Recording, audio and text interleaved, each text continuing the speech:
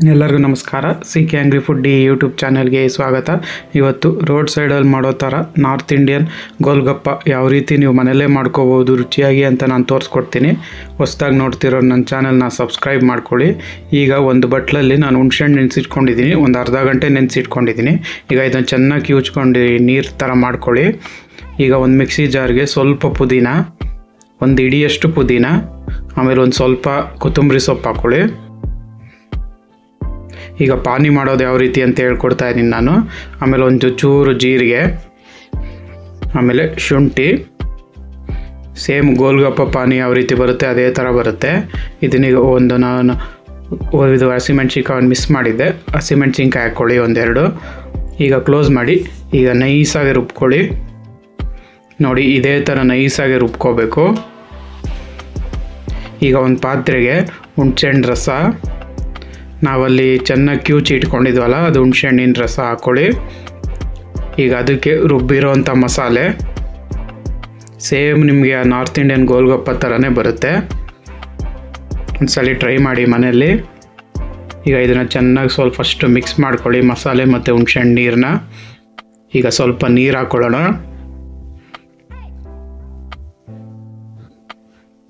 ನೀರು ಎಷ್ಟು ಬೇಕೋ ಅಷ್ಟು ನೋಡಿ ಹಾಕ್ಕೊಳ್ಳಿ.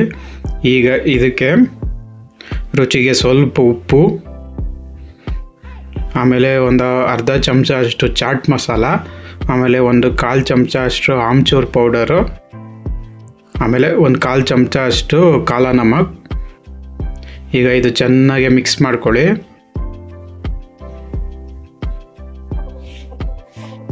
ಈಗ ನೋಡಿ ಪಾನಿ ರೆಡಿಯಾಗಿದೆ.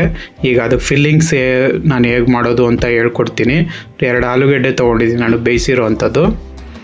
ಅದಕ್ಕೆ ಈಗ ಖಾರ ಚಟ್ನಿ ಸ್ವಲ್ಪ, ಉಪ್ಪು ಸ್ವಲ್ಪ,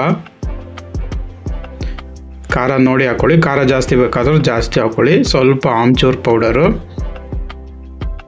ಆಮೇಲೆ ಒಂದು ಸ್ವಲ್ಪ ಚಾಟ್ ಮಸಾಲ, ಅದಕ್ಕೆ ಸಣ್ಣಗೆ ಹಚ್ಚಿರೋ ಅಂಥ ಈರುಳ್ಳಿ, ಆಮೇಲೆ ಸಣ್ಣಗೆ ಹಚ್ಚಿರೋ ಅಂಥ ಕೊತ್ತಂಬರಿ ಸೊಪ್ಪು, ಆಮೇಲೆ ಬೇಯಿಸಿರೋ ಅಂಥ ಕಡಲೆಕಾಳು ಸ್ವಲ್ಪ.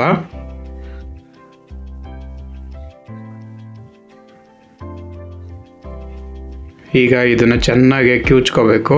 ಆಲೂಗಡ್ಡೆ ಎಲ್ಲ ಸ್ಮ್ಯಾಶ್ ಮಾಡಿ ಎಲ್ಲದ್ರ ಜೊತೆನೂ ನೀಟಾಗಿ ಕಲಸಿ.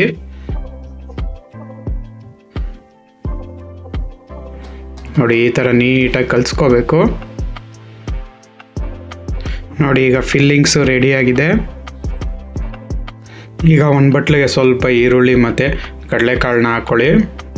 ನೀವು ನೋಡಿರ್ಬೋದು ಇದೇ ಥರನೇ ಕೊಡೋದು ನಾರ್ತ್ ಇಂಡಿಯಾದವರು.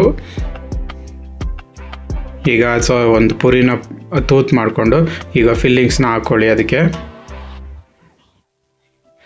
ಈಗ ಇದನ್ನು ಪಾನಿಗೆ ಅದ್ದಿದ್ರೆ ಅಲ್ಲಿಗೆ ರೆಡಿ ಆಯಿತು ನಾರ್ತ್ ಇಂಡಿಯನ್ ಗೋಲ್ಗಪ್ಪ.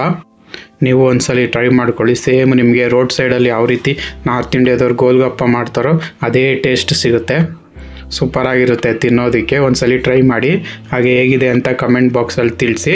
ಹಾಗೆ ಹೊಸ್ದಾಗಿ ನೋಡ್ತಿರೋರು ನನ್ನ ಚಾನಲ್ನ ಸಬ್ಸ್ಕ್ರೈಬ್ ಮಾಡ್ಕೊಳ್ಳಿ. Thank you.